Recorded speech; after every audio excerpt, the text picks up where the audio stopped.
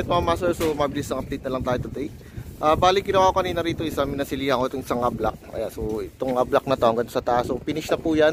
Bali bukas sa ipapalihan na natin. So isang kasama natin dito, isa inililihan na yung kahapong ina natin minasilihan.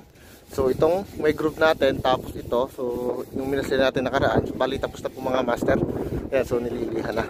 Bali papagpagan na lang yan and then tawag dito, pipinturahan na po ng ulan. Okay?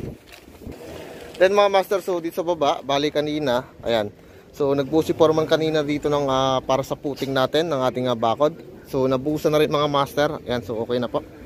So hanggang dun sa kabila, bali tatlong poste yung kanyang binuhusan, then inasintadahan agad. So kailang patong, apat na patong na. Ayan, so ayan. Ito yung nasindan ni foreman ngayon. So buhos kanina. Okay. And then dito naman mga master, bali yung ating mga basura. Ayan, so bali sinasakon na natin. Ayan, so sinasakon na po natin kasi ito ay ano na, tawag dito, pipick upin na lang magbabasura. Ayan, so inuutay-tayin lang ang isa ako para malinis na yung ating project dito. Then din sa loob mga master, bali nakikisami sila. Ayan, so tapos na kisamin itong ating ating CR, yung banyo natin. Ayan, so nagkabit ako ng isang ilaw dito. So may isang ilaw pa tayo rito para sa paliguan. Then magkakabit pa tayo rito ng isang exhaust fan sa ventilation palabas po. So gagamit lang tayo rito ng ducting.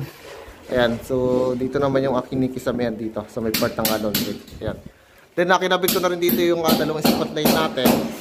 So ito mga master, dalawang spotlight dito na nakatutok sa kainan. So ito yung isa at saka ito yung isa. And then nagkabit na rin tayo rito ng isang center light. So bali tatanggalin natin yan. So kinabit lang natin para maliwanag na. So once na nagpintura tayo, isa matatanggal natin. So buhayin natin yung control niya. Ayan. Then yung spotlight natin. Ayan. So yan.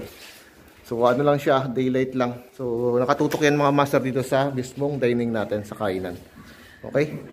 Then dito sa taas mga master, so nagkabitin tayo ng isang rito center light. Ayan. So nagkabit tayo. Then dito naman isa ginagawa na natin dito yung patungan ng speaker ni boss. So yung dalawang speaker niya naka-squala rito.